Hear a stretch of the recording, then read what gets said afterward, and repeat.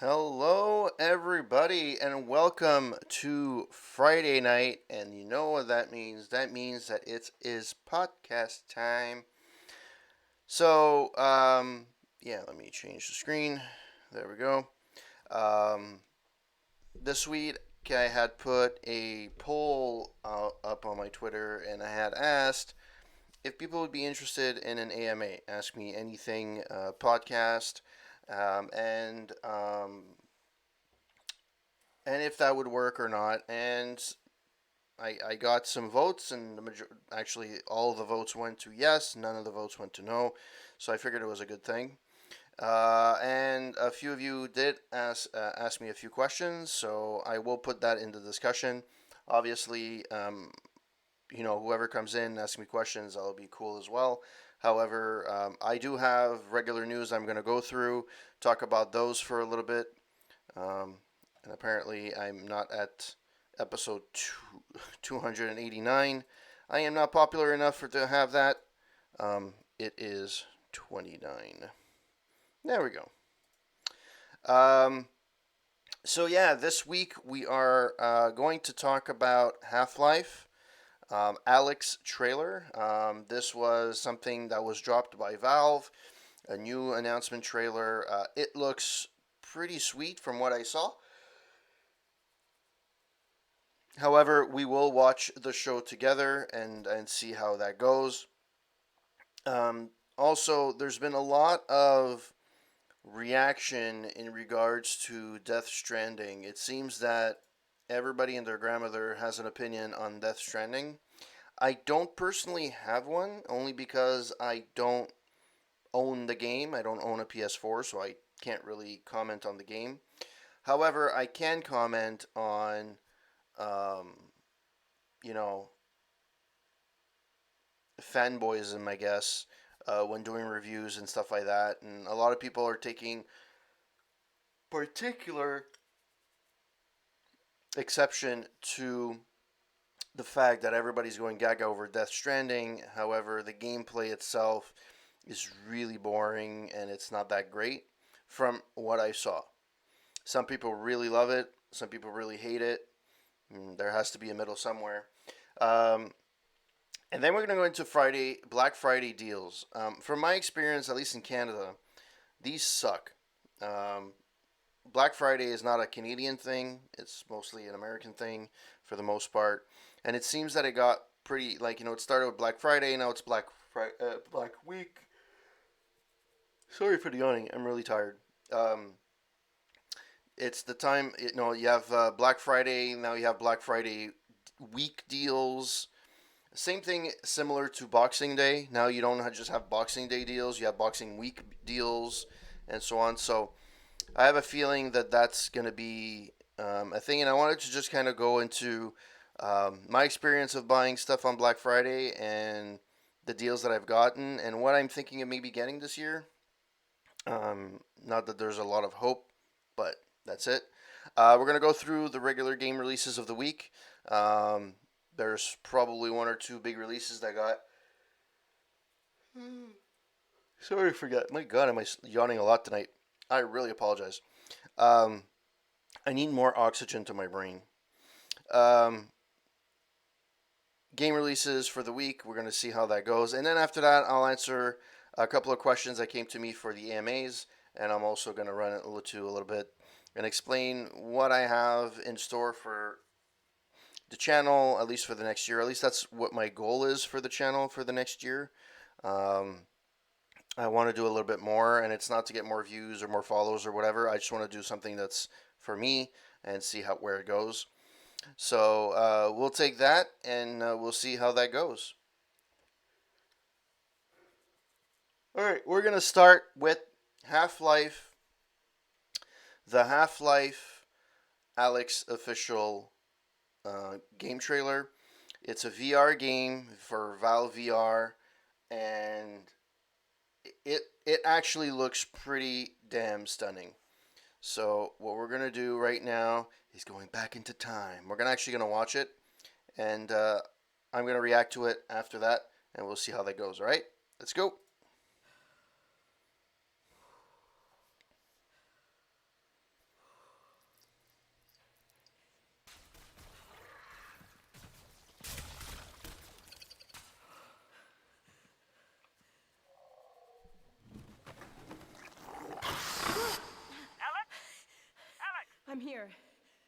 So what's the plan? If we can get this weapon, what we're doing here could change things forever. There's no straight shot to the vault. I'm gonna head inside, find a way out. Got it. I'm with you every step of the way. You're gonna need a gun! Don't worry, it's unloaded. It's unloaded now!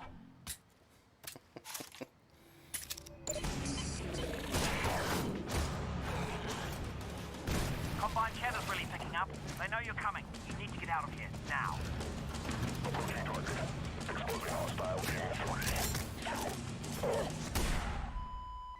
Oh God. They've got Dad. They're gonna find out what he knows, and then they're gonna kill him. All this is my fault. I never told you. I couldn't. I'm so sorry, baby. You will not save him. Alex Vance alone cannot prevent his fate. Close your eyes, honey.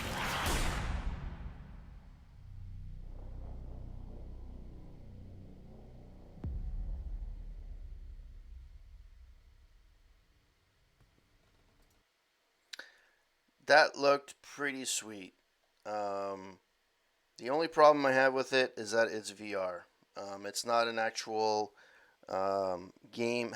Now, one of the guys that I follow on Twitch is Real Life Dinosaur, and he tweeted out that he predicts that in a year from now there's going to be the equivalent FPS, and that would be fantastic. I would play that. I was a huge fan of Half-Life and Half-Life 2. My first exposure to it actually was with Orange Box, which was an amazing compilation that got released on multiple systems, Xbox, and on PlayStation, Windows, you name it, it's been there. Even on OS X, which is amazing. And the games that came with it was Half-Life 2, Half-Life 2 Episode 1 and Episode 2, Portal, and Team Fortress. Team Fortress was really, really popular, especially the second one. Portal is an outstanding game, and you were able to get this at one point for about $30-ish. At retail, those cost a lot of money, and that was a really good thing. And so everybody's been waiting for a Half-Life sequel, and it seems that it's never seen the light of day, and people have kind of started losing hope on it. But now we get a brand new version of this in VR. It does look really good. Since it's VR, I don't know if it's how developed the story is. Obviously, you can't get much from the gameplay that's shown. However, I'm willing to give Valve a chance in actually showing what the possibility of that can be. I mean, it looks really cool, and also, and basically for the game to run on anything as an FPS, all you would need to is remove those disembodied hands and just put arms and just have a gun and you control with a controller, right? I'm assuming that could be easily done. So I wasn't expecting this, and this was really something I was like, oh my god. Now, I'm not a VR guy. I don't have a VR headset. I don't have any system that runs VR. I don't have a PlayStation Pro. I don't have any of that. However, I do think that there is a market for this on console if they do an FPS. And this is really freaking awesome. I don't know what else.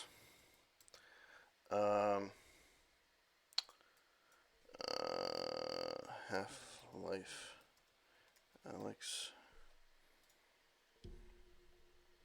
I don't know if there's any information about this yet. Half-Life Alyx supports all PC-compatible virtual reality headsets, which include the Value Index, HTC Vive, Oculus Rift, and Oculus Quest, and Windows Mixed Reality. Features revealed in the game include gravity gloves, allowing the player to manipulate gravity, There is no planned non-VR release for the game, as the gameplay content was developed around virtual reality concepts first and foremost. Half-Life Alyx will support user mods via Steam Workshop. So it doesn't seem that there's a plan to release this so far.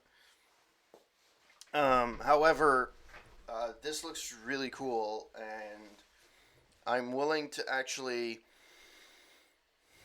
see people play this and see how it actually works. And I don't know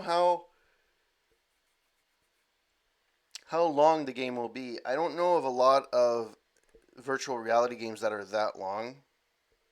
And nobody's ever tested the fact that you can play a virtual reality game for so long. Because, of headaches and dizziness and perception, the mind teasing the mind from the perception perspective. So I'm really looking forward to Half-Life. It looks really cool. We'll see where it comes from it. I don't think there's a date. Oh, there is a release date, March 2020. Honestly, spring is full of games this year, next year in 2020. It's insane. Cyberpunk 2077, this is coming out. And there's a whole list of other games that are getting released for spring.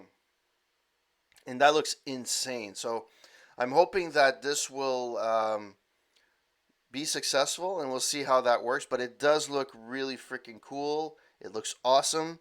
And I just willing to see how it goes. I'm not going to play it myself probably because I don't have a VR headset. However, I would really watch somebody stream this. This is really interesting. Too bad they're not doing a standalone game of this. As of now, at least. I guess if there's a demand that's there and it's popular enough, they're gonna do it. But I can't really say anything about that. All right, so that is Half-Life. Na na na na na. Half-Life. Na na na na na. So yeah, next on the list was. I don't have anything on here for this, but it's basically Death Stranding. There's been a lot of people that are up in arms. Whoa, what a surprise. The internet is up in arms about something. Ooh. Whereas apparently reviewers and the Gaming Awards are going gaga and they're giving this game like all these accolades, where it's not people that have played it believe that it doesn't really merit that. And some people they're thinking, because they're fanboys, and you think that anything that Kojima touches is gold, and he can't do no wrong. I mean, isn't that the same in movies? Anything that Spielberg touches or anything like those, or Martin Scorsese, some of the people that anything that they touch, people gobble it up, or studios gobble it up. And this is a similar thing. Now, the game does look good, but I did hear that there are some mechanical issues with the game. Now, I don't own the game and I haven't played it, so this is not first-hand experience. This is literally second-hand experience, watching other people play and so on. It does look gorgeous. It does look fine. The gameplay, I believe, could be done a little bit better. It seems to be boring. It doesn't seem to be too involved. But some people are saying that it's a little bit too boring. And I don't know if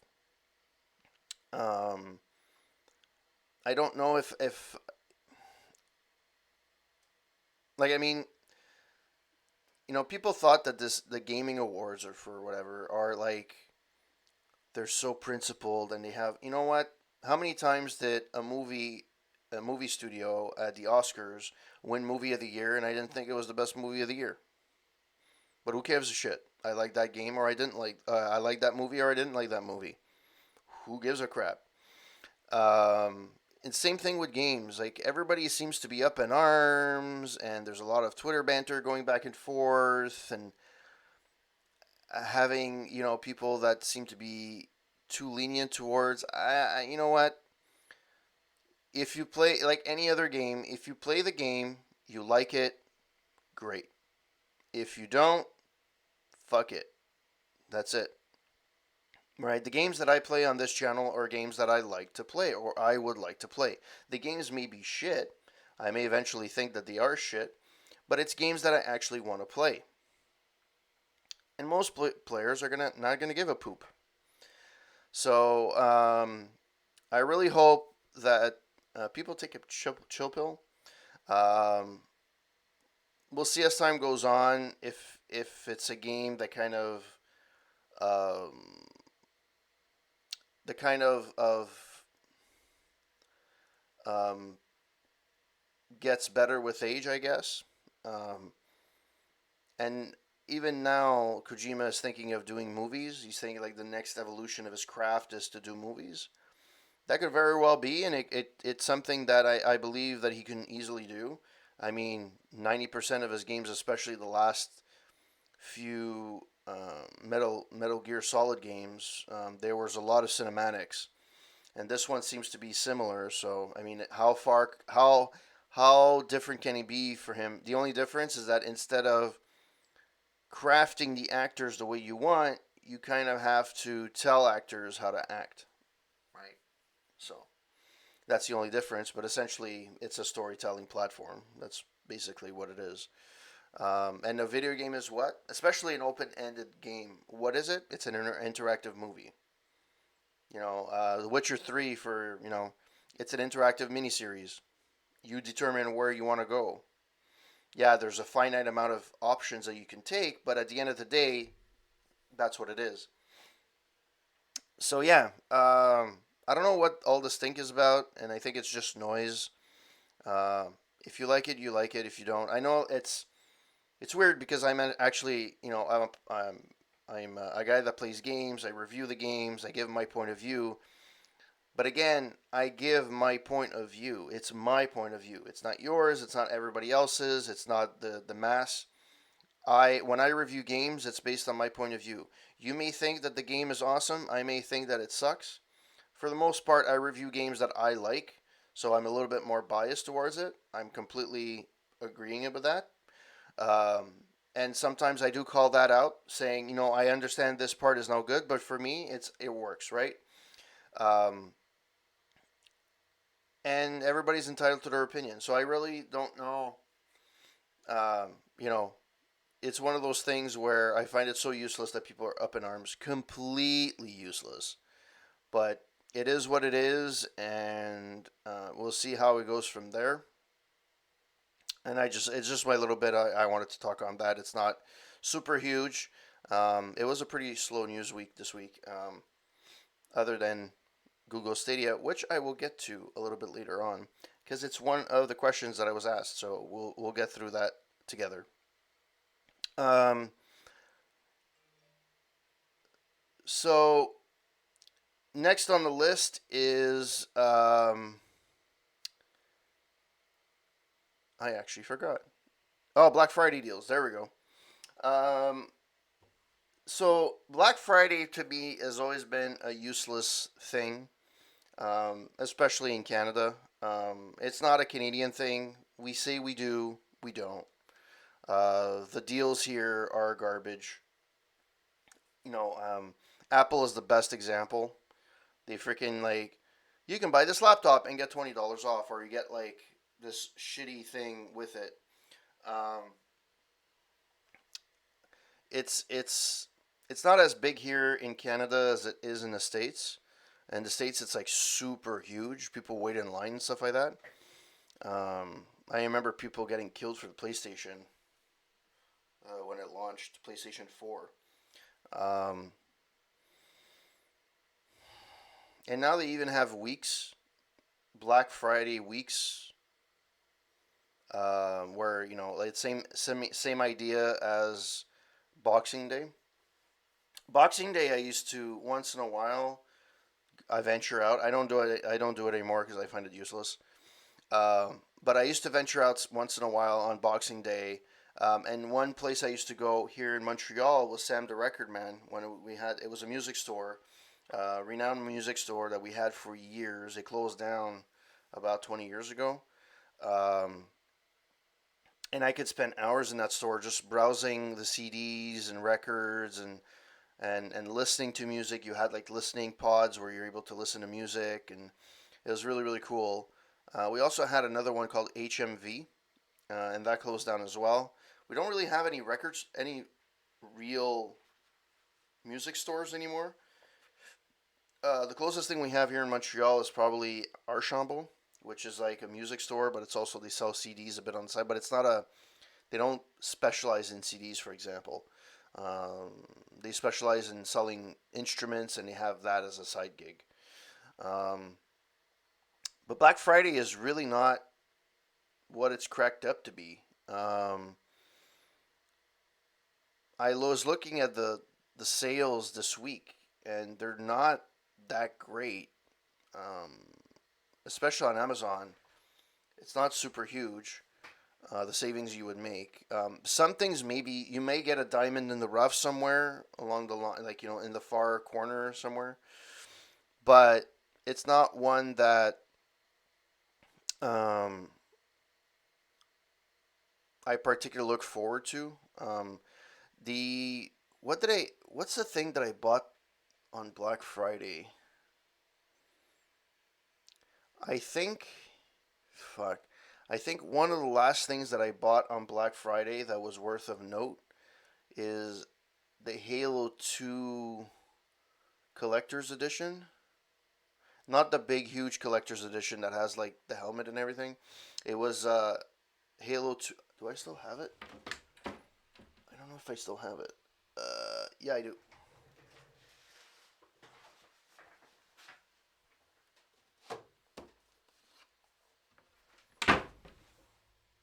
Halo 2 metal casing. This is actually a really nice box, and it's limited collector's edition disc. Paid full price for this. Well, full price. I paid it on Black Friday, and I was willing to pay full price for this because I did like this Halo series back then. I played the crap out of one, and I bought this, and it's kind of bad in the light, but here we go. Woohoo! And it has a nice Master Chief picture in the back. This is really cool. It's rare that I buy these editions for games. I never ever do that. But there's something about holding the physical media, owning this. It's mine. You can buy the Master Chief collection that has all five. I have all five Halos. I haven't bought any of the side things they released, like Halo Reach. Haven't bought any of those. I haven't bought anything else but the main Halo series. But that's one that I bought. What else did I buy? In terms of games, I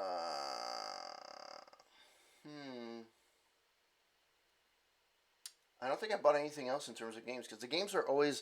I always found them cheaper when you go to a secondhand store and buy them. And when I say secondhand store, not GameStop, an actual secondhand store that sells secondhand games.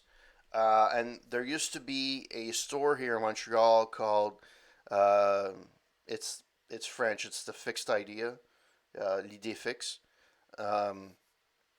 And they sell a bunch of secondhand stuff, vinyls, CDs, tapes, audio tapes, VHS, and they had and that's where I used to rent my NES games when I was a kid. I used to, for $1 a night, I used to rent NES games at that place, and you had a card that they would sign. And you had to sell, I think you had to rent 50 times to get a free rental. And that card, they had oh my God, they had such a big dossier on me. Well, that's nice, it crashed on me. They had a nice dossier on me because I used to rent so many games. And I used to, oh my God, I rented so many games. And there's some games I actually never returned, until a couple of weeks later, and they would waive the fee. I did that with um, Double Dragon, uh, Blades of Steel, because I didn't own Blades of Steel at the time. Um, Mega Man 1, Mega Man 2. Oh my God, I used to rent so many. I think I rented every NES game that ever existed because I couldn't afford, or my parents couldn't afford to buy the games necessarily. I had an older brother, but um, no, it wasn't. No, games were expensive. NES games were always expensive. They were 69.99, 79.99. No, we think that games are expensive now. They were just as expensive, and now you're looking back on it, like, hey, that wasn't worth $79, but back then it was. Same thing as if you look at um, when you look at games for the ColecoVision or the Atari. Some of those games were really expensive. They were 49, 59.99, especially if it was a big ticket item. A big popular movie or whatever had a big name associated with it. It used to go pretty high. Technology has evolved, but the games are still roughly around the same price. Um, and now I think sometimes, but now the difference is we don't have printed media, right? A lot of it is streaming. I still don't understand why, when I pay something online, it's the same price as if I buy the physical copy. If I buy it online, I didn't buy the packaging. I should at least get some kind of rebate. There has to be a give. That's why, like, a lot of people that collect physical copies, other than liking to hold a copy, at least if you pay for it, you get something in return. If I pay for it online, yeah, I'm getting the license for it, but is it really mine? Right? And we're in a day and age where we can't. It's rare that somebody will go to. We're going for convenience over going to buy something, right? You can go to the store and have the chance of it not being there, especially it's a very popular game. However, if it's online, the most you can probably get is a buffering problem because too many people are downloading at the same time. Okay, yeah, I get it. It's something that does exist, but it's still the convenience of I'm at my home. I don't have to move anywhere or get out of the way to go to a different store.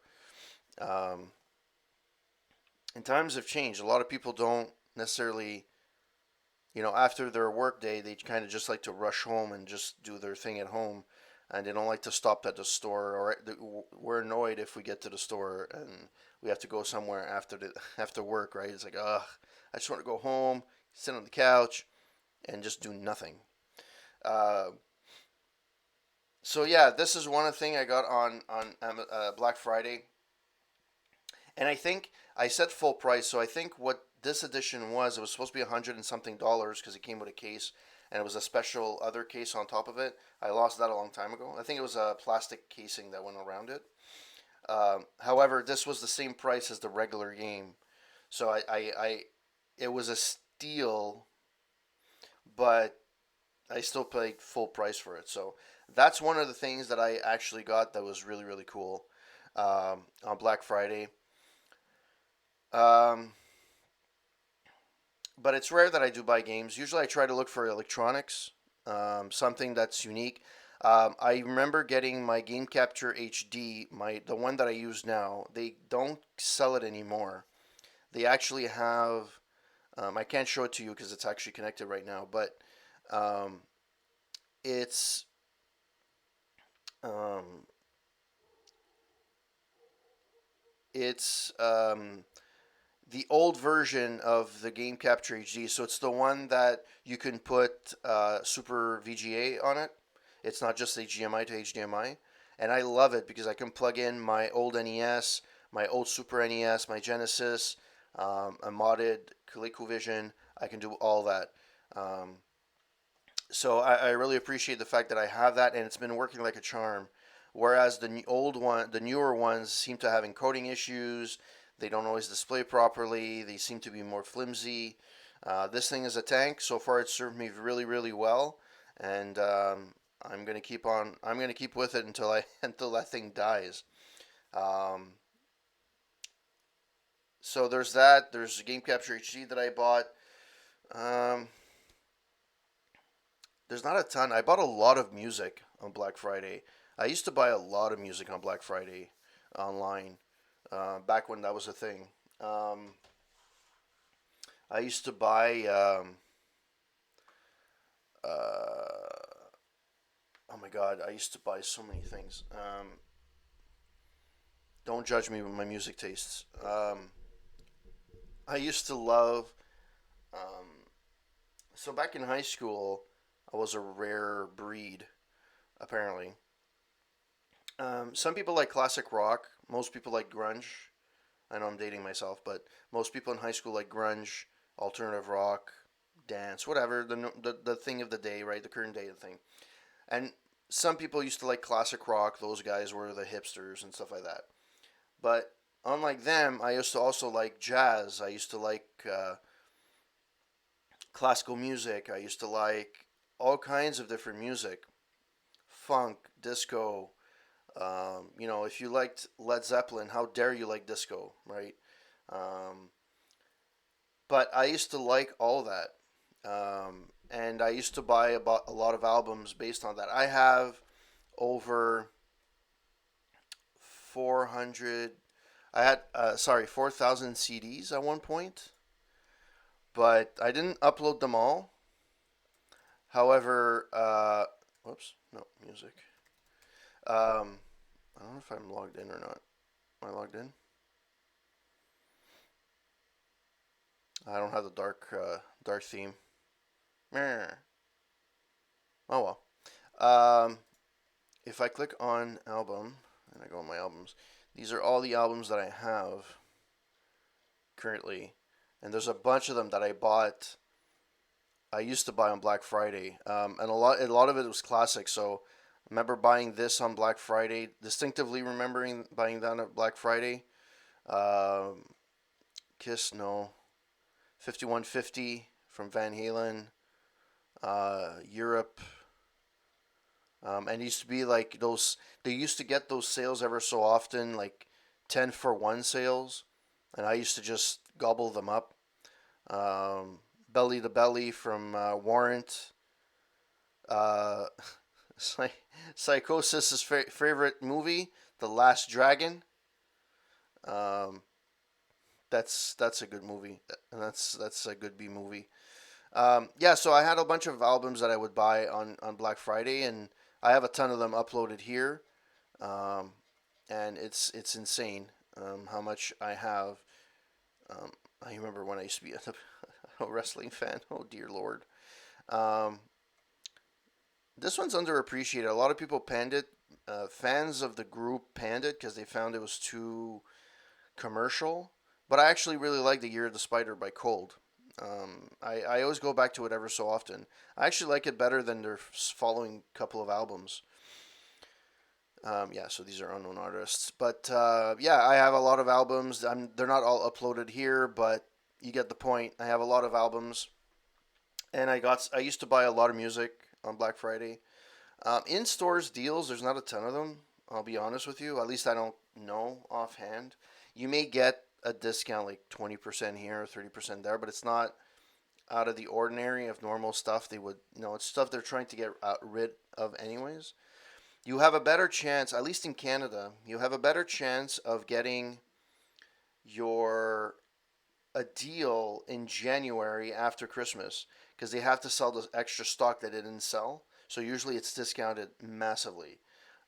So your best time to go shopping is beginning of January, mid-January. That's when you have the retail low, and just go buy at that point. You probably get a cheaper price. Now that's at least in Montreal. In the States, you do see some deals. There are some wicked deals you can find on Amazon. I don't even think Amazon Black Friday deals. Does anybody even remember what Cyber Monday was?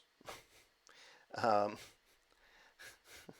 um, it's so old. I don't think people even people still use Cyber Monday. It's the Monday after Black Friday, I think.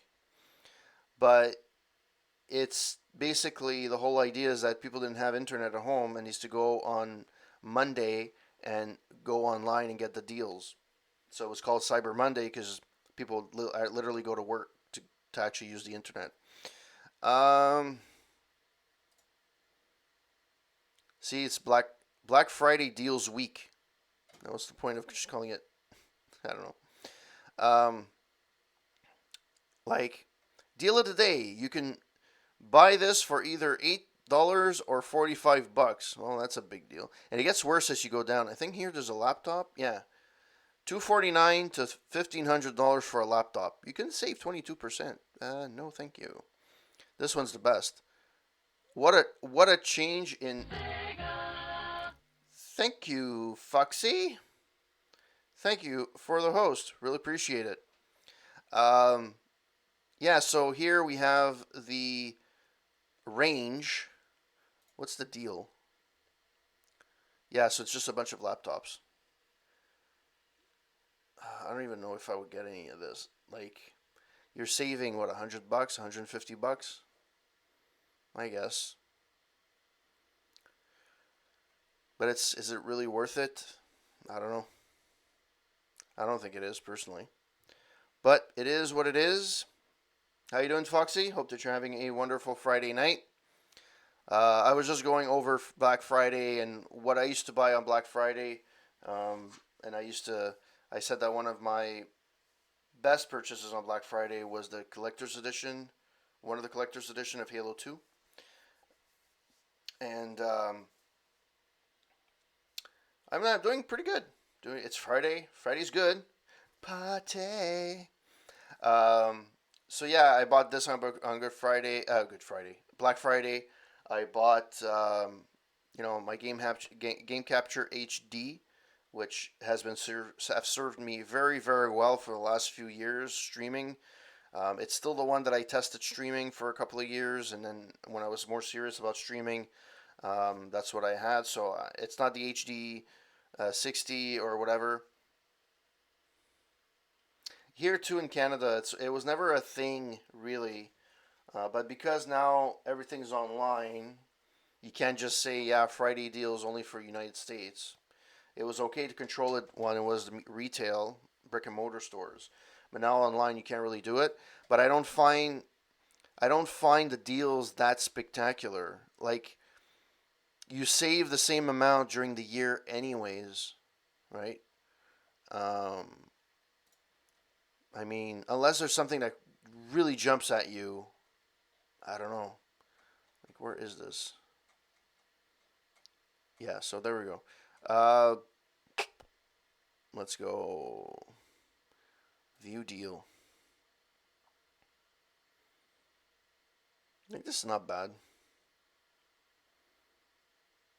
I don't really need it, but it's not bad. Maybe for the next generation of games, maybe. Yeah, see, it's not. To me, there's nothing that strikes me as being, oh my god, it's super deal. No, it's not like, eh. I don't really find anything really spectacular, really. Sort by feature, sort by low. Let's go with the lowest price. So this is a Sony, this is a Sony. This is a 49-inch, 65-inch. That's actually a pretty good deal. This is actually a pretty good deal. 50-inch TV for $600, HDR. That's actually not too bad. But see, there's like a rare gem here. Get it by tomorrow. I highly doubt it's going to be here by tomorrow. It's a fucking TV. Yeah, so I'm not a big fan of Black Friday. Like I was saying before, I was more of a Boxing Day type of guy. I used to go to the record store and buy some records on Boxing Day. But I don't actively look out for deals. I've never been that kind of guy. Like looking, some people like have like 20 tabs open and they freaking go nuts. I don't really see the need for that. I don't really see the deals being out of this world. If you count shipping, yeah, okay, in this case there's free shipping, but if you count shipping and everything else, is it really worth? I don't know. So some stuff is really good, but you have to find it, and I don't have the patience to find it. So, um, what was your favorite purchase that you ever did on Black Friday, if you did one, or Boxing Day, or whatever shopping holiday you have? And even now, like I was saying, you don't just have one day to shop anymore. It's like a week. Like now you don't have Boxing Day, it's Boxing Week. Same thing with Black Friday. You don't have one day anymore, it's the whole week. So that's that for Black Friday. I don't have much more to say about that. I just don't think it's worth the hype. I'm pretty sure that in the United States, it's something that's more, because it's bundled in with Thanksgiving, because you have Thanksgiving on a Thursday, Black Friday is the following day, and it kind of kicks off the Christmas season, either you want it or not. So it's easy to go buy stuff for family and friends. But I've seen like people like here in Canada we have Walmart, and a long time ago, with my ex, on Boxing Day, we had gone to Walmart because she wanted to buy windshield wiper fluid that was super cheap, and there was something else she wanted to. And the way that it worked, it's so at one point there was somebody that came in with a pallet of stuff, and the plastic wasn't even off. Then the person starts taking the plastic, and then when he's done, he takes the plastic, he's like, go. I take the first box. I was the front row. I take the first box, somebody snatches it out of my hand. I take a second box, somebody else snatches it out of my hand. And then I'm like, holy shit. Like, I have to fight somebody to get the box that I want. So I actually took the box, and at one point somebody tried, and I actually kicked him in the shin. I'm like, fuck that. And I think I punched somebody else in the face with my elbow. I was like, fuck that, I'm getting the hell out of there. And I told myself I would never do that. And the only time after that that I did go out on Boxing Day was when I bought my current actually it's my gaming Xbox One. It's not my One S, it's the original one. I went on Boxing Day, and the lines were huge, and I'm like, oh fuck, what did I do as a mistake? But the thing is, at Best Buy, the lines were like super quick, and I thought they weren't gonna have a lot of Xboxes left, and it was the first Christmas when it got released, and they had like a whole wall full of Xboxes, and I took one, and I ended up, and it didn't take, it took me longer because we decided not to stand in line. We decided to go, my wife and I decided to go and have a coffee or have lunch, and then after lunch we decided to go, and the lines were already gone by that point, and we just went in and we bought what we needed to buy, and we were left. It was just like, but see, that's two examples in like maybe 20 years. I don't do those things anymore. And Black Friday is just non-existent. I usually work on those days, and I don't usually do anything for that. So, I tend not to buy things in sales, to be honest. I like the ones that have in-stores, such as Blue Label or Black Tag, etc., and I try to get the cheapest possible. I think the best is when I bought some sunglasses reduced from hundreds all the way down to a tenner. I forget which brand they were, Armani, GQ, something like that. Yeah, you can find those year-round, to be honest. Like, there's people that just run after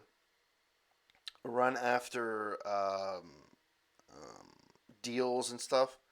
I walk in a store, if it's a good deal, I'll buy it. You can't get a good deal at GameStop. Very rarely do you get one unless it's an old freaking game that you were looking for. And you know where I actually find the best deals? It's a flea market, because you can get they're usually the games are used. I'll give them that. That's why they're super cheap. But you find the game, and usually they're in their box in a decent condition. Not mint, but it's in a decent condition. So, I don't mind, and you can find those all over the place. And the advantage of having an Xbox because it's not as popular as a PS5. Some of the games go down really fast. So you can find, like, you can go to a random store and you can find, like, I don't know, not The Witcher because that's really popular, but like Halo 5, for example, you'll find it for 20 bucks, right? Or 10 bucks. Just because it wasn't that super popular. So that's that. I agree with you. I'm more of a I guess we're more of an old school type of person, um, because people because I do I do like the brick and mortar stores. I don't like salespeople. So that's where I think that's where the online wins people. There's no one that bothers you. I work in customer service. I have for years, um, and dealing with people all the time. At one point, you're like, "All right, it's enough," and you don't really want to deal with people.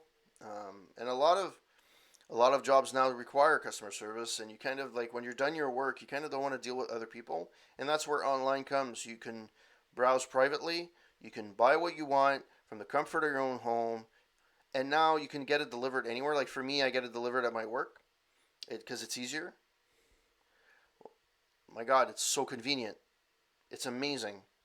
If I had a brick and mortar store, I actually have to leave, like say I work or home, go to the store, browse. And usually when you shop, you're not just shopping one thing, especially for Christmas, right? You're shopping for different things. You have to go store to store to store, and they may not be in the same mall. Yeah, auctions are weird though, because auctions, and I'm assuming you're not talking about eBay. Real auctions, yes. Um, you could get deals. Um, I've been on a couple of auctions, and it's funny. So I have a story where I was visiting family, I think in Toronto. Yes, in Toronto. It was for a wedding, and I forget what it is. I forget the reason why we were at the auction. Somebody knew something, or they were gonna sell something that somebody really wanted, and we ended up going. Anyway, so there was a stereo, an old school stereo, 5 CD changer. This was really popular in the 90s. 5 CD changer, um, 2 tape decks, right? You can play 2 audio tapes, radio. It was a pretty nice sound system. The ones you would probably find in the mid 90s that kind of replaced the boombox from the 80s, that type of thing. So we bought, so we're standing there, and so the thing started at, I don't know, 50 bucks. So we put our hand, like, yeah, 50 bucks. But then I forget if it was me or my brother. One of us because you have a little sign in your hand, right, to say, oh, you're betting. And one of us, I think, scratched our nose or something along those lines, and it looked like he was scratching his nose, and they're like, number 25 for $300 or $400, going once, going twice, sold. And we're like, we didn't buy anything. We just bet on 50 bucks. And it ended up that we bought the thing for $400. It was a nice system, actually. It lasted us for years. It's just that, come on. It was actually pretty funny. So just scratching our nose, we got a stereo, and we're like, after that, we're like, let's tail it out of here. And they didn't want us to leave until we paid for it. They're like, no, you have to pay for it. You bet for it. I'm like, but I didn't. I was scratching my nose. Like, no, give it to the next guy. I don't want it. And they're like, no, you have to pay for it. You want it. I'm like, okay, well, whatever. Really, okay. I go to them often for my stock items. It is a pain when some kid turns up looking for a bargain and tries bidding against you and the price shoots up. Yeah. Along the same note, same idea. We used to have a hockey pool. And I guess for you it could be football. Where it was a rotisserie league where you you have a salary cap like the real NHL. So for let's say the real NHL has a salary cap of 150 million, for example. So our spending money when we're buying, so you have to pick players, but you have to make sure you're under your cap, and you have to buy. So you bet on players, and some of them go out of whack and whatever. So you bet on them, and they used to freaking hate me because let's say they would start, I don't know, Wayne Gretzky at, I don't know, $10, which is stupidly expensive for a player. Okay, and then I would be 10.05. And they'd be like, okay, $15, 15.05. And they really wanted the player, and I would always raise it by like the smallest amount. Then they changed the rules so I could only raise it by 50 cents. And I think one year it was a dollar. But yeah, it's just a matter of like betting on a player and and always be an asshole and like just barely raising it just enough just to annoy the fuck out of everyone. The ones where I usually make sure that each person has a number on a card and they can hold up and they wish to make a bid. Yeah, exactly. That's how it is right now. But that's the thing. So the way that it was, it's funny. So let's say this was my number, right? So normally you raise your hand. You go, hey, this is what I want. But what happened is my brother kind of went like this. But as he was scratching his nose or his head or whatever, the guy thought that we bet. And he's like, 1, 2, sold. And it was like, we were stunned. We're like, but we didn't want this. But yeah, I've gone to more better auctions since then. And they're done pretty well. So that's my Black Friday thing. So that's it for these things. We'll go quickly over the list of games that are coming out this week, and then I'll go with the couple of questions that I had been asked for the AMA. And if you guys have any other questions after that, let me know.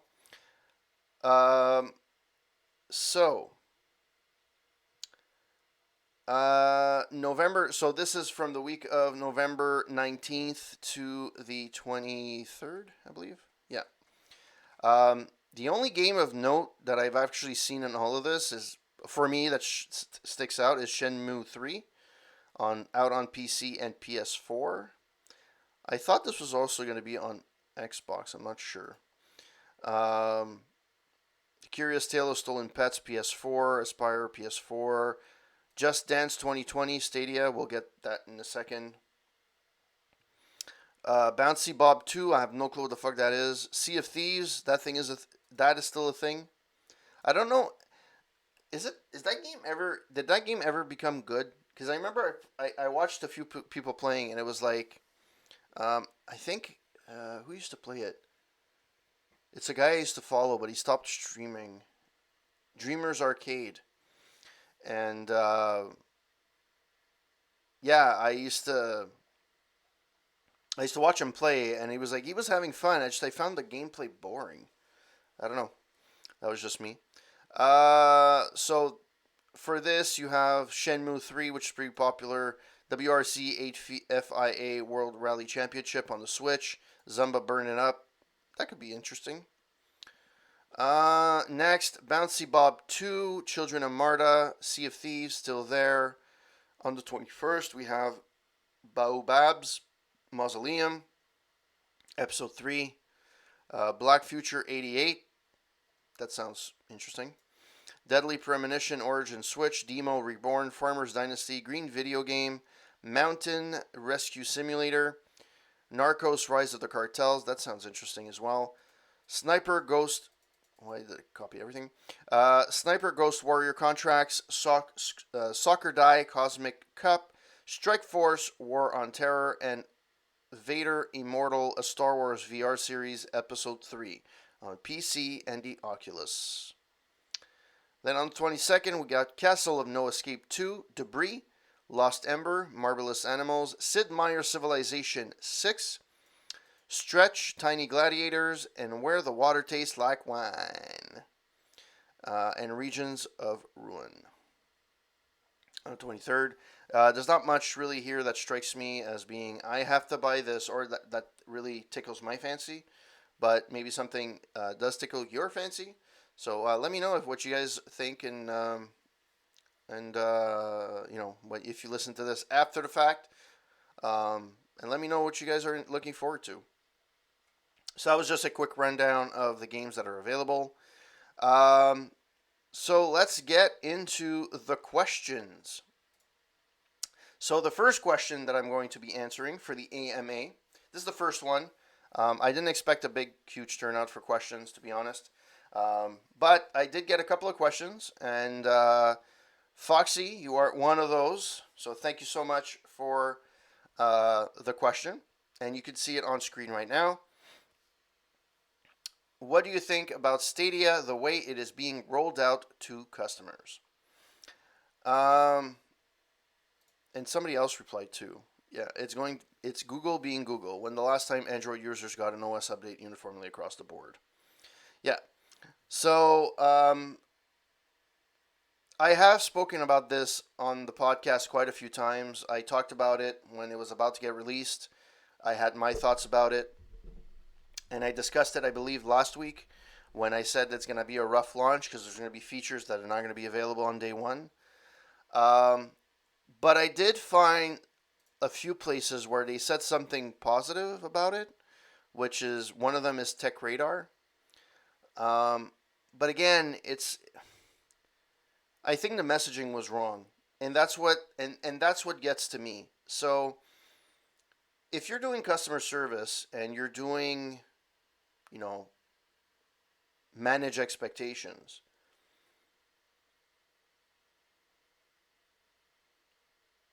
Oh yeah, I didn't know that. But like you have to manage expectations, and basically they said if you listen to everything they said, it would do the world. It would do amazing things. And then you start going, okay, there starts being chips in the armor. Going, all right, well,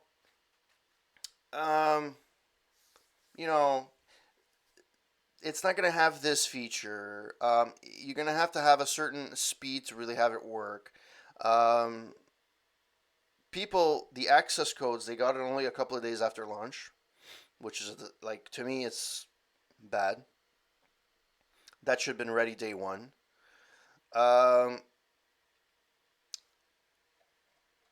There's no advantage of you to having the Founders Edition. There's literally no advantage. Yeah, you do get a controller. Okay, fine. Which is like a hybrid between the Xbox controller and the PlayStation controller. So and again, I would have to get used to it because I'm used to the Xbox controller. And I love the controller. I've tried to use the PS controller. I used to like it for the PS1. I used to really, really like it. Then the PS2 came out, and I still liked it over the original Xbox, which was the huge freaking. Do I still have it? No, I don't. I have it somewhere though. I just don't know where it is. The huge controller for the Xbox. Oh, maybe I do. Maybe I do. No, I don't. So yeah. And then they came out with the 360, and 360 came out with the perfect controller. The form factor is amazing, and the buttons are exactly where they should be, and and I have small hands, and it's perfect. And I'm thinking that even for people that have bigger hands, I'm pretty sure that this is still pretty comfortable. A lot of people love the Switch Pro controller. I don't have one. I just have the regular controller. A lot of people abide by it. But since I haven't used one, I would say right now, my number one is my Xbox controller. It's super amazing. I like the fact that the thumbstick here is up here, and you have a thumbstick at the bottom here. It's perfect, and I never have to use. And this is used as not the main D-pad. It's like inventory things. So you use this as a secondary. The main movement is here, right? So okay, they decided to make that so everything is at the bottom. okay, so it would be like playing with the D-pad and that's okay. Not too bad. Okay, we know whatever. At least they keep consistent with the buttons. It's X, A, B, Y, and B, where it changes on every freaking controller. You know, the PlayStation has the symbols. Nintendo has the B and A and X and B like inverted. But whatever. This is still pretty good. So I can't really tell. You know, I don't really care. But the problem is that they said, oh, it would work on everything, and then they're like, well, it's only going to work day one if you have an Android. Well, that's limiting. I don't have anything that's Android really. My phone is an iPhone. The closest thing to Android I have is a work phone of some sort. I hate these ads. So yeah, and you can't even use your old Chromecast. You can only use a Chromecast Ultra, which is a bug. Stop that! Stop that! Thank you. So we'll see how that goes. The game launch lineup is insanely small. There's one original game on there called Gilt. Sorry. It's the only true original one that's getting released. Everything else is a third party. And there's going to be more getting added. I understand it's a new system, but I don't know. I expected more. It would be like Disney Plus getting released with, I don't know, only Star Wars movies. All right, I'm happy for you, but yes, they are. They are a big pain. So yeah, I'm for that perspective. I think if they would have said, "Look, we're going to release this product at launch. This is what it's going to be doing. We're promising X, Y, and Z." It was the similar thing with No Man's Sky. Remember when it got released? They even got sued at one point for false advertisement because they promised a bunch of things that wasn't part of the launch, whatever. And it actually grew to be a decent game. A lot of people that didn't like it kind of liked it, and they got back into it, and they actually fixed it. Google Stadia kind of stumbled out of the gate. There's nothing that says that they can't recover and they can't be a good service. But again, it comes down to my even here they kind of say it. If you pay for 100 megabits per second internet speeds, Google Stadia will perform wonderfully. Okay, not everyone has that, especially in rural areas, even in Canada. If you live in, I'm not saying rural like, a town outside of, like really in the boonies, and you live in a town in the middle of nowhere, yeah, you're not going to be able to use this. So you're limiting yourself to the city. And the city, a lot of people can't afford this. I can. I have high-speed internet, but not everyone can get this. And another complaint that I saw, I forget where it was people are expecting crisp gameplay the same way as when you play on a console. And it's not there yet. Which I kind of said from the beginning. You're not going to get the same experience. If you're somebody that doesn't care about getting 4K or whatever, you're still getting everything through the internet. So there's a bit of lag. It's not going to look exactly the same. So a lot of people were thrown back by that, and they're like, eh. And another thing that's also really, really, really, really, really bad is the fact of the Google Google Stadia. It eats up. Apparently, I can't I can't construct any sentences anymore. The bandwidth that you're going to be using is insane. So somebody was playing 720p. I would have to look it up. I think Rich Review Tech USA went through this. If you play at 720p a regular game for an hour, I think it eats up 9 gigabytes which is more than Netflix. And Netflix, at least you can download it and it could buffer. Whereas here, it can't buffer. It's a game. It's in real time. So it eats up even more bandwidth. So on top of not having the speed, you're getting killed with caps if you do have a cap. Now I don't have a cap, and I think caps are stupid. I mean, we're in 2019, close to 2020. I think we should have capless internet, personally, at this point. However, some companies still have this, and it's not going to get eliminated right away. And if you do that, then you're screwed. You're very screwed because you cannot play this. And again, if let's say you're playing, and this is if you're playing on Wi-Fi, right? But technically, you're supposed to be able to take your phone and hook up the controller and play it on your phone, which is fine. It's all fine and dandy. But if I'm on the subway, I'm not using Wi-Fi, I'm using LTE.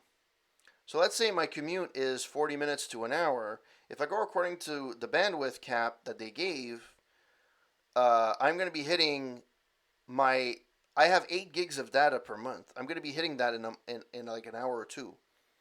That's insane. So I can't take this anywhere I go. I can't play this everywhere I go. So that kind of eliminates that part. And there's no option to download, right? The whole point is you're playing online. At least with the Switch, you can actually play either the cartridge or you can download it, not necessarily have it connect. Like I could play Odyssey on my way to work. I don't have to be connected on the internet, right? So that's the advantage of having physical copy over playing over the internet. Now, it can improve, and I think that Google will, continue improving this as they're going along. But again, it's bad press, and it's not one that I think they can easily get out of it. They're going to have to do a lot of damage control because you can't just be doing what they're doing. It's not normal. It's absolutely not normal.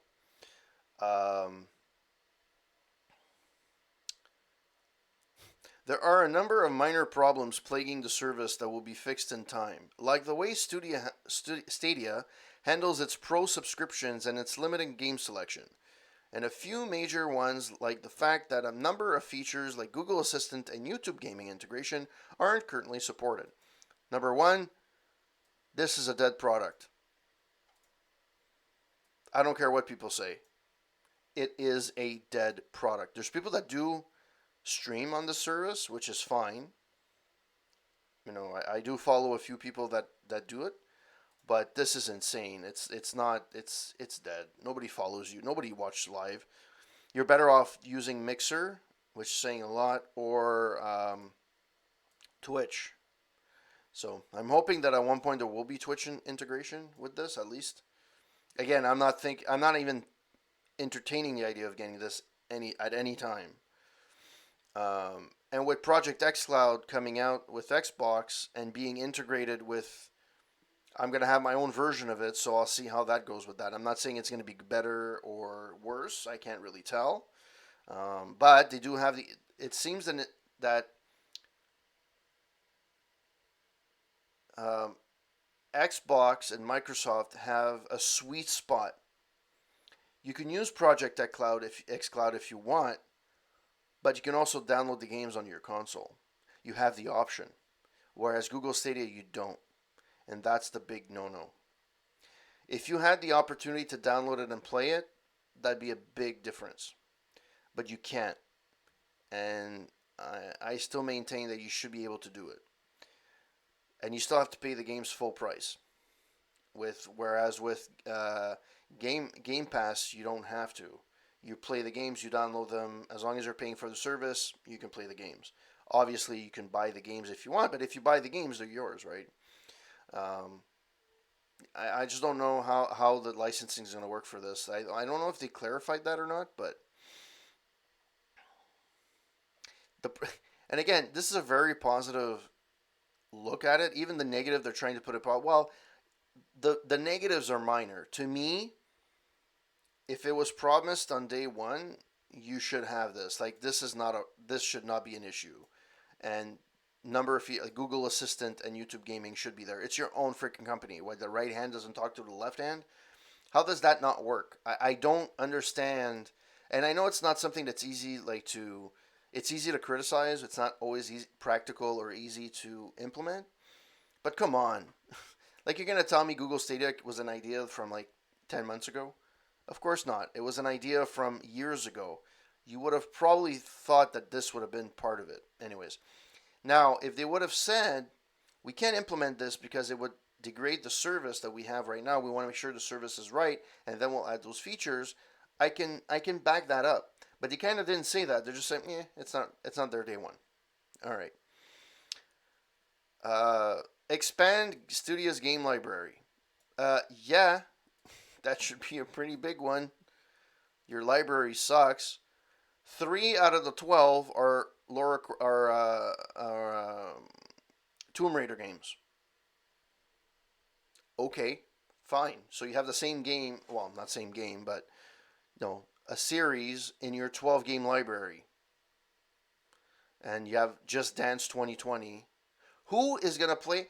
This is the thing that boggles my mind. Who is going to play Just Dance 2020 on a platform that could potentially be laggy, on a game that requires speed and precision?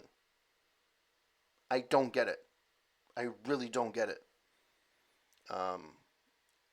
Somebody has to explain it to me. And maybe I'm not understanding it properly.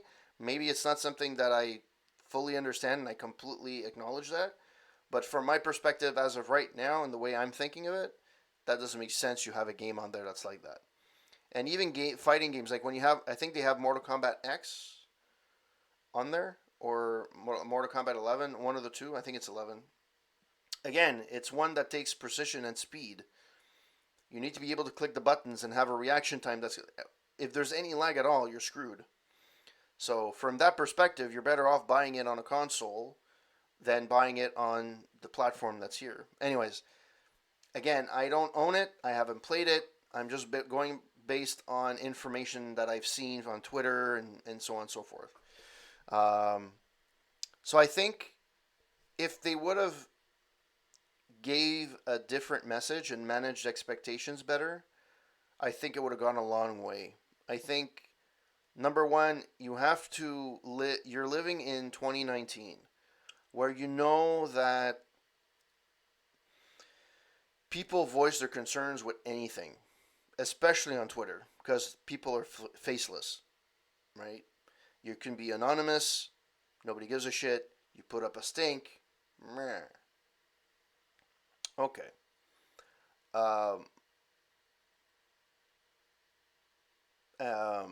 So you kind of have to play to that. Like, customer service normally, to manage expectations, you under-promise, over-deliver, right?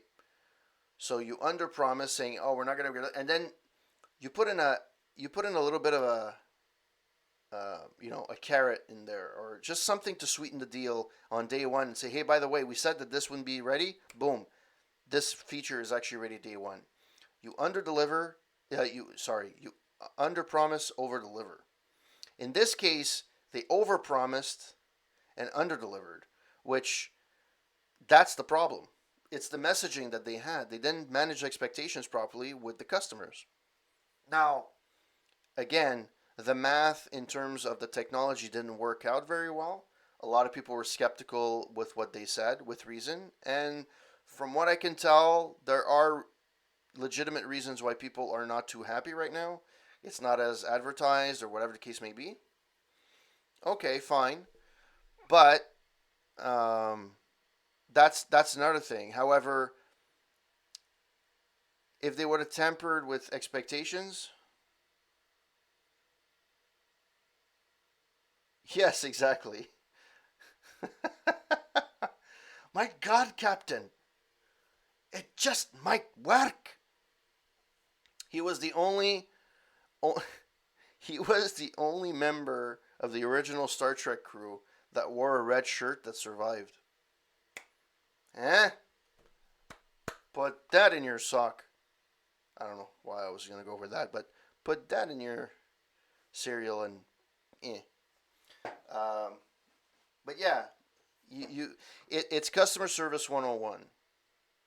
The consumer and the customer want to feel like they're being taken care of.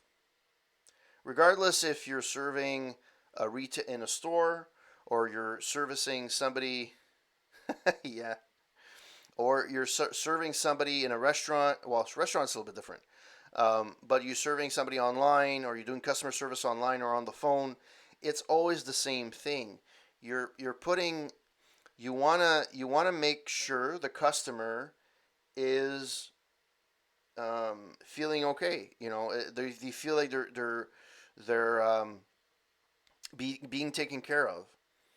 In this case, these big companies that say these things, and then the players, they feel like they're being abandoned, and they're like, well, you lied to me, fuck you. And they're going to turn around and go somewhere else, right? This is where Project xCloud could potentially be a product that can eat them alive. Because if it's done properly, and again, in quotations, if it's done properly, there's no guarantee that Project xCloud is that much better. However, they have the infrastructure, and I keep repeating this, they have the infrastructure to succeed. And their messaging is not as the forefront that it's going to work. They're kind of saying, hey, we have this product, this is what it's going to do. They're not saying it's a direct competitor to Google Stadia, but essentially it is. Then you'll be able to manage expectations a little bit. It's a shame that Google promised so much, and apparently, you know, it was evident when they were doing at E3. They had their own connection, internet connection. They brought their own fiber, I think, or something along those lines, so they can have flawless gameplay. Yeah, which is fine. Also, you know, I kind of use Chrome now, but it's not the most efficient browser in the world. It eats up resources massively, a lot more than it used to. It used to be Firefox that used to be like that. I used to be especially stunned at the Mac OS, where you had like Safari that used to run right away, which had no extensions, nothing. It would be, but it's a shitty product. But anyways, then you had Firefox that would just bounce forever, and then you had Chrome that used to be slightly slower than Safari, but it used to run. Now, Google, it's snappy to open, but it's a hog on resources, and I don't know why they're kind of going that way. I don't know if you play on different browsers how it's going to work. Like if you play on Firefox, how does it play? How does it compare to Google? Is it really optimized for Google browser? Boop, Chrome. We'll see. There's a lot of things I'd like to say, but I just don't want to spend the money on this. I don't find it's one that's worth spending money for. I would spend money on a VR system before I would spend it on Google Stadia. And I don't have any inkling of buying any VR at this moment in time. But that's what I would do. It's just that's basically it. So does that answer your question, Foxy? I know that was a long-winded question, long-winded answer, but did it answer your question? Because that's pretty much what I think about Google. They didn't manage expectations, and instead of,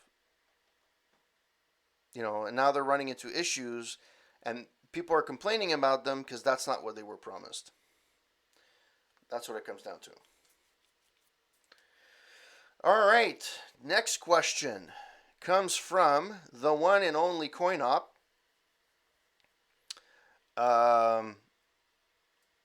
And his question is, have you considered uploading your past broadcasts to YouTube alternatives like BitChute or Library? So this comes into a little bit of a segue into what I kind of wanted to talk a bit about as well. I wanted to talk about what the future of the channel would be, right? So, you know, this year I streamlined my look and feel of the the channel. I kind of, I decided to start my podcast again. When I play a regular game, I have my format that I use, and I pretty much, I honestly really like that format. I think it's really nice. I know some people don't like the smaller screen for the actual broadcast or the actual game footage, but I personally like it with the chat on the side. I think it works. Let me know if it doesn't. So this year, I kind of put a focus on doing something a little bit different, not just streaming from my Game Capture HD. I wanted to add a little bit of graphics and have a different look, and I think that's what I achieved. I also did not expect this year, however, to also continue my podcast again, to restart it. So this is kind of a soft launch for me. I kind of started going, maybe I can redo my podcast again on Twitch. And I like this because even though nobody's watching, there's always the possibility of somebody going in the chat and asking me a question. And it makes it a little bit more lively. I never expect anybody to watch my podcast or watch me stream or anything. My expectations are absolutely low. But it's a nice surprise when somebody is there chatting it up and doing things. So that's where I had the idea of doing this and then uploading to YouTube. So I do upload to YouTube. So my podcasts are there and on Twitch. I would love to take the audio and kind of edit it in a way, because some things don't make sense. If it's fine when it's live, but it doesn't make sense on an audio podcast. And maybe I would break it down to different segments and then upload that. I still have my podcast feed. I tested it a few weeks ago. I uploaded an episode, but it was just the audio. It was just the audio from the actual podcast, the vidcast that I did. And then, but the thing is, what it comes down to is time. I already do a podcast with my brother and my good friends for the AroundTable.ca podcast, which is an audio-only podcast, and I have to edit that. We don't do it as often as I would like because we're pretty busy. However, we do it ever so often. It's a reason to get together and so on. So I would like to do it. I just need... I would need help with it, and I don't have the help right now. I'm a one-man wrecking crew. So between writing reviews, either it's gaming or whatever, streaming 3-4 times a week, doing a vidcast, editing the other podcast, editing this podcast, I don't have much time for anything else. So I would need help, and I would have to enlist help for that. So that's something that I have to look into. See if I can cut something so that I can maybe have more time to do something else. A lot of these people that have YouTube channels and they have people doing their editing, right? They shoot their stuff and then they have other people editing it and they release it and so on, right? I don't have that luxury. I'm a one-man wrecking crew right now. I have been for 5 years. So I need, and actually January 1st will be 5 years of the Corporate Gamer. That's when it was born. I created a Facebook page, a Twitter feed, and I started writing reviews. January 1st, 2015. So it'll be 5 years in January. I should do something special for that though. And yeah, so I have, those are the plans that I have for that. I also would like to have guests on my podcast. Either regular streamers. I find a lot of these podcasts have, and this is where I kind of wanted to do this. I kind of, it's a bit inspired by Conan O'Brien Needs a Friend, and the premise of the show was that he wanted to have somebody on the show and become his friend. It's just a premise, but essentially he invites people that are either he looks up to or that he's actually friends with, and it makes for good banter and good communication.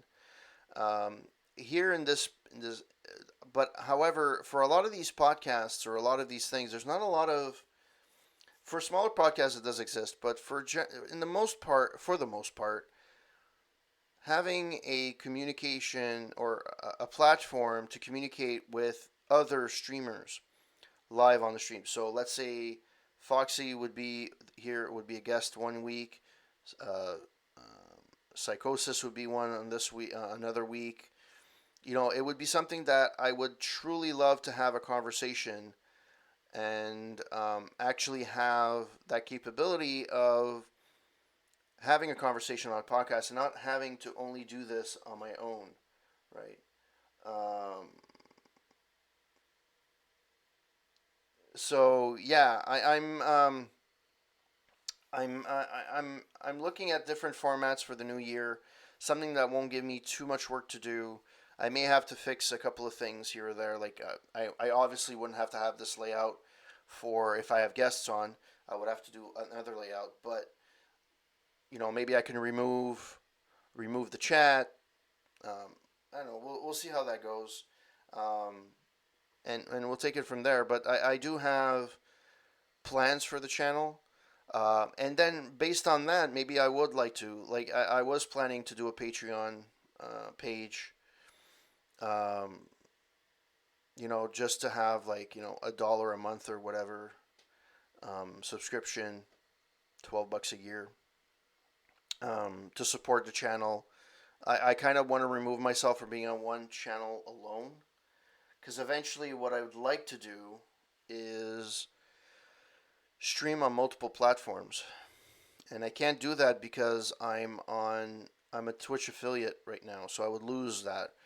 But if I lose that, then I lose my subs and my donations, and not donations, but my bits that I get.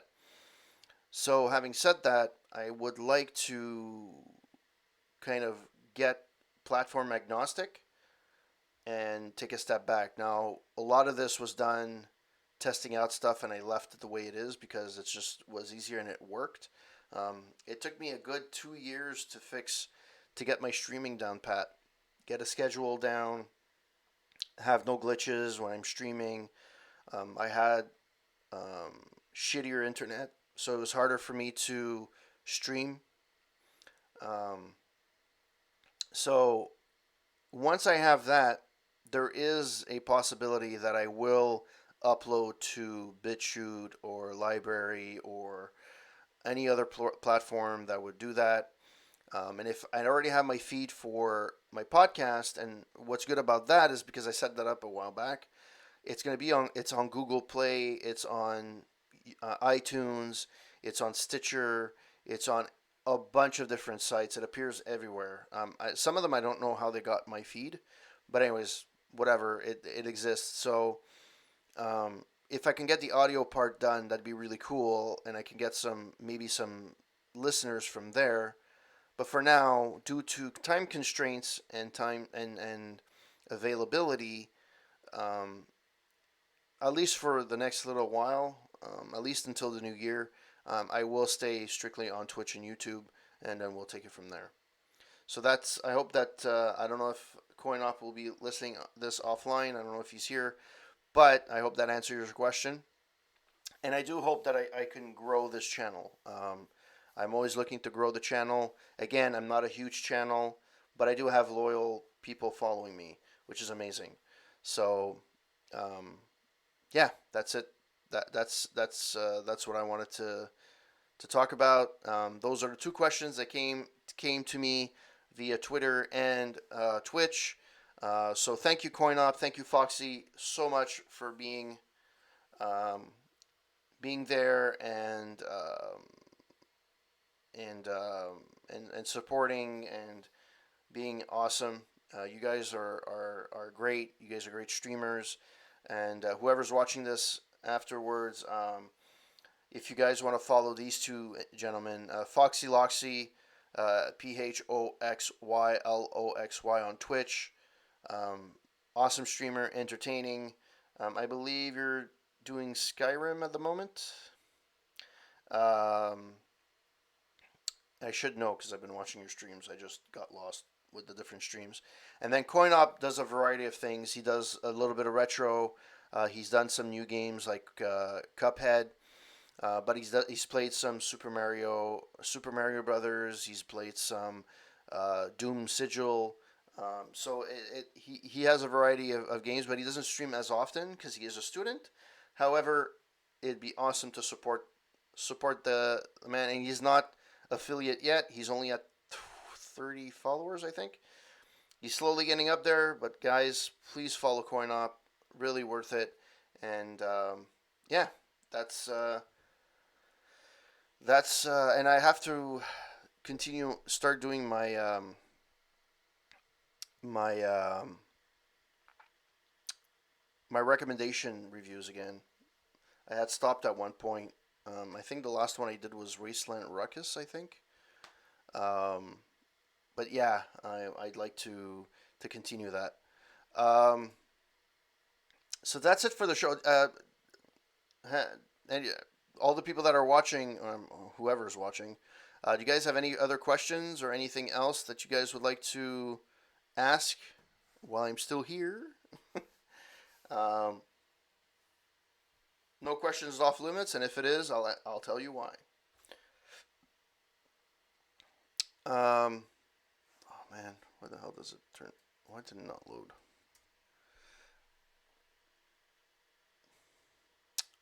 My God, is the site slow? Good boy.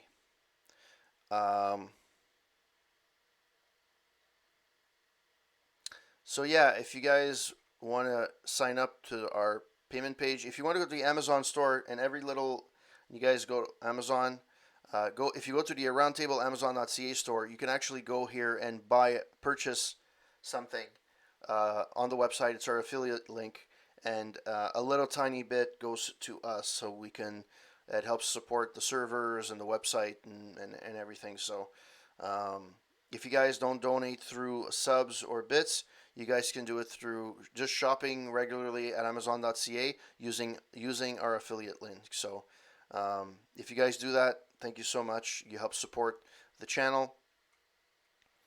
That was my review for this week. Van Halen 3 with Gary Sharon. I haven't done a gaming review in so long.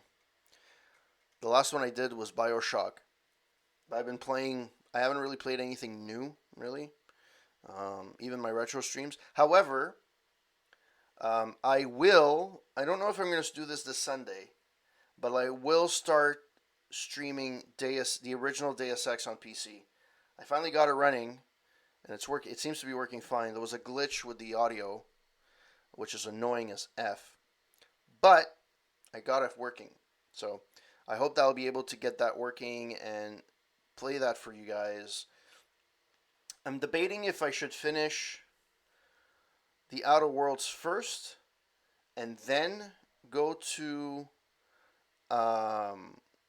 Deus Ex and play that, probably over the holidays. Or should I play Deus Ex only on my retro streams on Sunday? I don't know. Dilemma. But having said that, that is the show for this week. Thank you to everyone that passed by. Foxy, thank you for chatting it up and asking the questions and keeping me company. And thank you to everyone else that lurked and is watching on stream as well. Before I go, I want to say thank you to whoever hosted me: Big Bad Bizarre Gaming, Wasteland Ruckus, PK Theater, Psychosis, Angry Gorilla, Mr. Garf 1988, Gallows Adler, SMF Twisted SMF, Foxy Loxy, as usual. Thank you for the host and keeping company, and The Integer. That you guys are awesome. Thank you for the support. You guys are really, really cool. Like you're seeing on the screen, if you guys want to read our reviews, you can go to our roundtable.ca, where we review TV, music, movies, and video games. You also even have the box office. I don't know why my mouse is all over the place. You can get the box office stuff.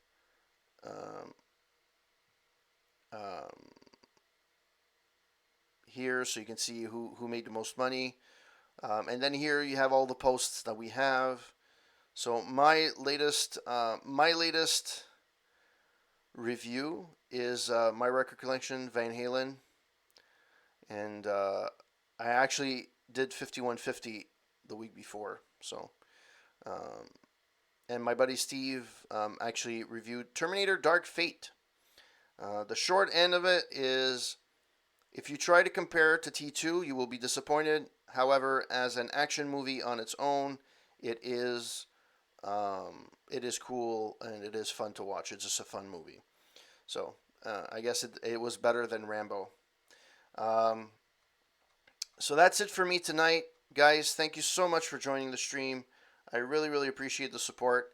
And let me know what you think of the podcast. If you watched live, what improvements I can make, what's the format I can do.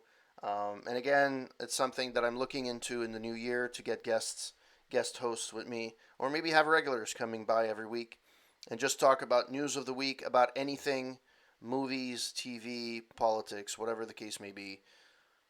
If it's politics, I know we'll get people up in arms. But hey, it is what it is. It's the world we live in, and we have to embrace it. That's it, buddy.